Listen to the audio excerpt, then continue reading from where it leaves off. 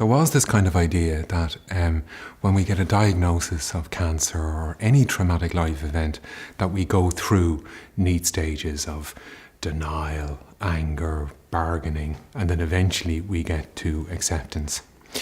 And that kind of idea was very common, but we've learned in the last maybe in the last decade or so, that that's not the case at all. What generally happens for people emotionally, their psychological response to a diagnosis, is that all of those feelings can happen at the same time. So one of the really important pieces of information for people is to know that our emotional response won't follow those logical steps, that it can oscillate, it can change from moment to moment. Now that's important for the patient, for the person diagnosed to know, but also really important for their family members and their colleagues to know that this will not be neat. Emotionally, it will not be neat. Emotions, our emotional state, have a very short life. So our typical emotional response will last about 90 seconds if we don't do anything to it. But what happens is we tend to push the emotion away, and it can last forever. Or we end up telling ourselves stories. I should, I shouldn't, this is right, this is wrong. And then the emotion goes on and on and on and on. Really what we need to do in these times of crisis, at a time of diagnosis, that's traumatic. This is a traumatic event. As much as we can to kind of to lean into the emotion, knowing that it has actually quite a short shelf life. It's probably one of the most understandable things that when we get diagnosed, that we blame ourselves. And sometimes we do that because we're trying to work out why. You know, the human brain in some ways is very simple, and it needs a story. It needs to understand why something happened. We like a beginning, a middle and an end to a life event, particularly when it's traumatic.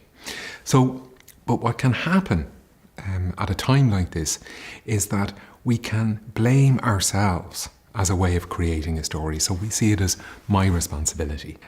How we live, our stress is only one factor. It's only it's a tiny part of the overall picture. And probably what's most important at a time like this is that we can develop some degree or some little bit of kindness for ourselves, you know, rather than condemnation or rather than criticism. A little bit of kindness to say, well, actually, look, this is where I am right now. And you know what? Maybe it doesn't make sense. Maybe there isn't a beginning, a middle and an end. And that's hard for us, but at least to kind of move in that direction is. I'd really encourage people to consider, to think about that for a little bit. So the really important thing at diagnosis and in those early stages and living with that uncertainty is to know who's on your team. So to know the people in your life that are a support, and know the people in your life that you can actually have an honest conversation about that range of emotion that we're going to experience. So sometimes actually sitting down with a piece of paper and going, who's on my team? Who can I call on? And without sounding unkind, maybe who do I need to step away from for the moment?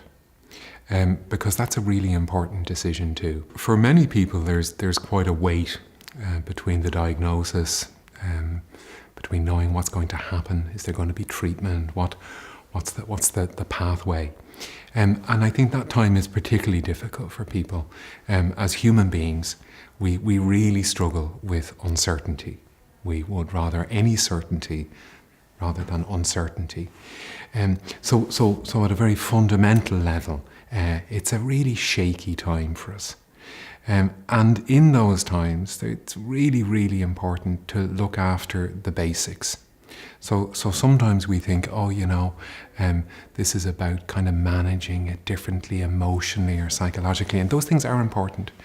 But the fundamentals for the patient and their family members are to look after the basics, the diet, the food intake, sleep, and if there's any way to get some sort of exercise or to be outdoors. Maslow talked about a pyramid, a hierarchy of need. basic psychological and emotional needs, but at the bottom of that are the physiological things. And when we're in a time of crisis, a time of trauma that a cancer diagnosis is, it's so important to come back to the basics.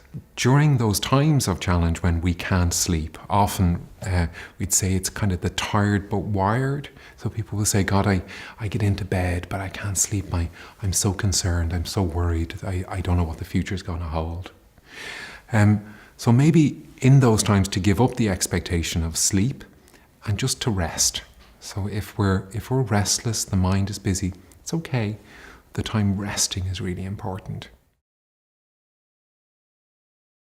With the diagnosis of blood cancer and the uncertainty that comes with that, the waiting, the watching, it's, as I say, time of huge uncertainty, and for the patient and their family member and the people around them. And what happens then in that kind of a situation is we end up with our kind of nervous system is on high alert, right? We can end up in a state of kind of permanent high alert. I often say it's like we'll begin to notice that our shoulders are up towards our ears, we're tense, the tummy is tight, maybe the heart is racing. Kind of that idea about anxiety and high stress being a very normal response in the face of blood cancer, in the face of an illness. It's utterly normal. What I guess we need to watch out for and pay attention to is when we get stuck in that. So when it's maybe kind of lingering for a number of days, when we're not getting a gap from it. And at those points, then it's really important to look at the supports that are available. So if we're noticing that the anxiety is really high for 5 or 6 or 7 days, you might think, okay, what are the resources that are available to me? I always say, you GPs have really good protocol. This is what I'm experiencing. What do you think about this? Our colleagues in the Irish Cancer Society, the Nurse Helpline, these are really good places to go to if you're kind of concerned about your emotional response. But equally to say that high level of stress and anxiety is very normal. It's part of the territory. It's what happens when we're uncertain, when we don't know what's going to happen next. Our minds, at times of uncertainty, will go to the future or will go to the past. There may even be a kind of what did I do to cause this? Was it my lifestyle? Right? We kind of go back, or we can kind of go to the future and think, what's going to happen now? And again, very normal. And one of the things that's really, really beneficial when we find ourselves in those situations is to come back to the present moment. And sometimes just feeling myself physically sitting in the chair, feeling my feet on the floor. Here I am right now. And the mind will do its thing. It'll go back, it'll go forward. And we befriend the wandering mind to where we are right now. There's often a kind of a cultural obligation or pressure to keep positive. Now, it's kind of based really on something described as magical thinking. So a little kid up to about 7 years of age actually thinks that how they think will affect the world, will change the outcome of something. And that's some of what the kind of positive thinking industry does. If you change your thinking about something, it'll change the outcome. That's not the case. So I've seen cancer patients over the years really burdened by this.